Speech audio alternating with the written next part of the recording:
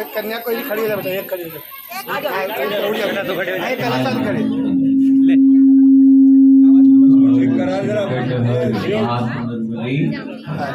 देखो, ये हमारे गांव और नगर की कन्या।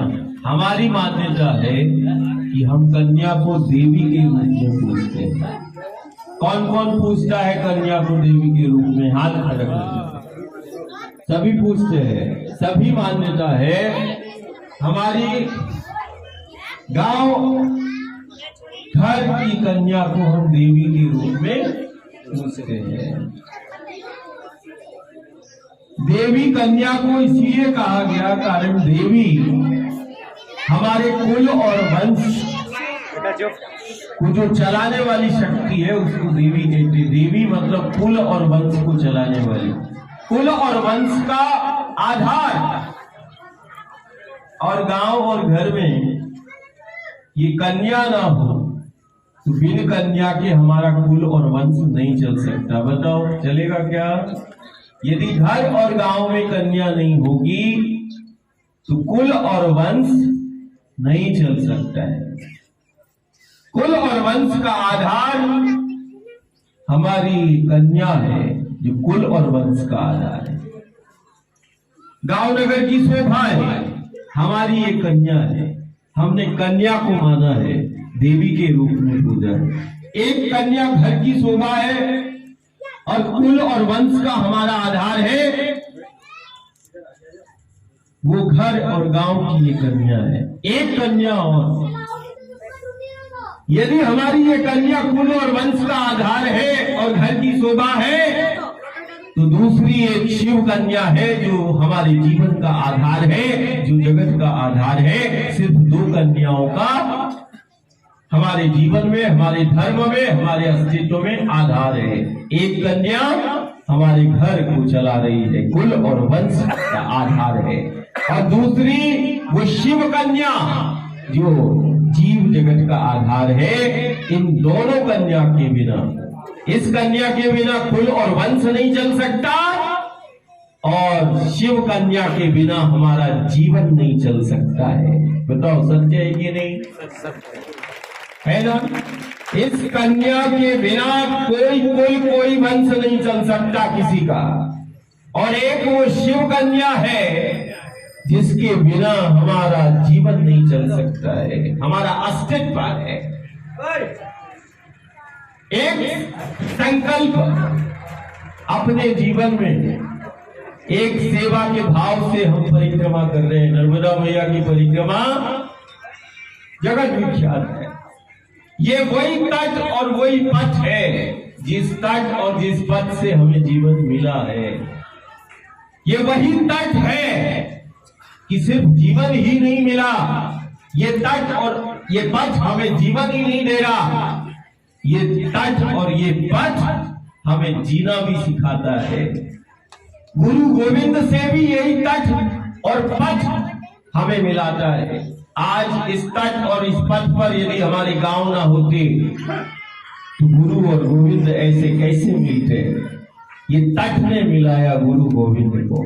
आज हम मंदिर में बैठे, हम सिर्फ यही प्रार्थना लेकर हम गांव नगर में भ्रमण कर रहे हैं कि एक कन्या कुल और वंश का आधार है और दूसरी वो शिव कन्या जीवन का आधार है, धर्म का आधार है, अस्तित्व का आधार है।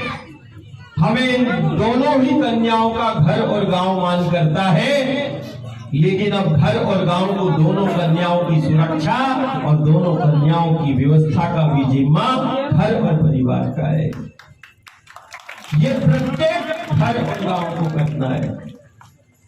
नर्मदा के तट को तुम अपना मठ जानना, जिस मठ से जीवन मिला, जिस मठ से गुरु गोविंद मिला, जिस मठ ने हमारे घर और गांव को आत्मनिर्भर बनाया है, हमारे घर और गांव में खुशहाली उसी तट रूपी मठ से है जिसको नर्मदा का तट कहते हैं। आज धीरे धीरे धीरे धीरे हमने अपने घरों को बनाया, हमने अपने घर द्वार को बनाया, लेकिन मां नर्मदा के द्वार धीरे धीरे धीरे वो खत्म से होते जा रहे हैं, सूने होते जा रहे हैं। ठीक वैसे ही जैसे कि मठ में यदि मूर्ति नहीं होगी तो किसी मठ की मान्यता नहीं हो सकती है। मठ की शोभा मूर्ति से होती है। हम प्रत्येक घर और गांव से जो हमें सुन रहा है और जो हमें देख रहा है और जिस गांव में हम प्रवेश है, कहते कोई परिक्रमावासी आएगा, गुरु गोविंद आएगा तो उसको वो दक्षिणा देता, मान करता है। हमारा एक ही मान हो जाएगा कि जैसे मठ की शोभा मूर्ति से है और मठ की मान्यता भी मूर्ति से है, ऐसे वो नर्मदा के तट को तुम मठ जानना और उस नर्मदा के तट रूपी मठ की जीवंत मूर्तियां वो पेड़ पौधे हैं जो गुरु गोविंद कहता है कि ये हमारा स्वरूप है।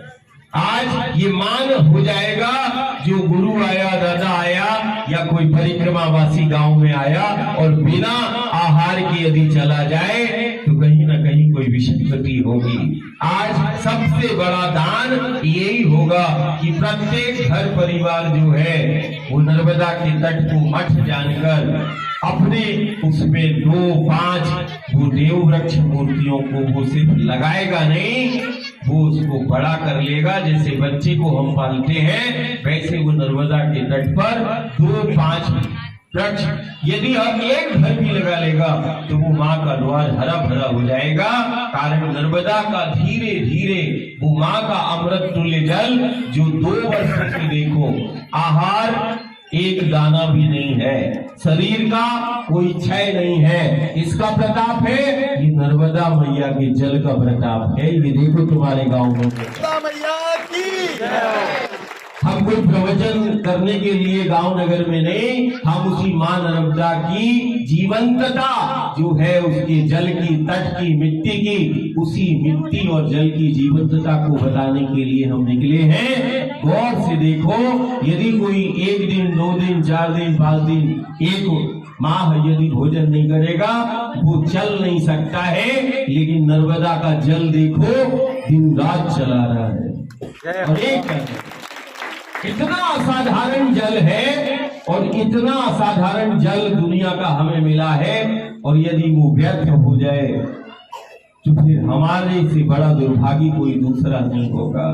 कहते हैं संत का क्षण, गुरु का क्षण, संत का क्षण, अन्न का कण और नर्मदा का जल, ये तीनों चीजें व्यर्थ नहीं होना चाहिए। कौन कौन सी? संत का क्षण, अन्न का कण और नर्मदा का जल, वो व्यर्थ नहीं होना चाहिए। उस जल वो अविरल बहता रहे, अविरल हो नर्मदा की जलधार और निर्मल हो मां नर्मदा की जलधार। अमावस्या पूर्णिमा में जाना है, रोज जाना है, लेकिन नर्मदा के किनारे, नर्मदा के तट की स्वच्छता और पवित्रता को बनाए रखना है। हमने देखा है कि गांव जाता है, साबुन शैम्पू का प्रयोग करता है, प्लास्टिक पॉलिथीन का प्रयोग करता है। हाथ अच्छा खड़े करना, सत्य बोलना। नर्मदा जी में साबुन और शैम्पू लगा के कौन स्नान करता है? कहते वहां स्नान ध्यान और दान। नर्मदा के जल का देखो, ये देखो, ये नर्मदा के जल की महिमा है। ये साबुन शैम्पू रगड़ने से ये चमक दमक नहीं है, ये नर्मदा के जल के स्पर्श से है। वहां साबुन शैम्पू लगाने का काम नहीं है। तुम साबुन शैम्पू लगा के इतना चमक नहीं सकते जितना वो नर्मदा के मिट्टी और जल जो है वो ये चमकाता है। वो साबुन शैम्पू लगाने का नहीं, साबुन और शैम्पू यदि तुम लगा रहे हो और अपने तन को धो रहे हो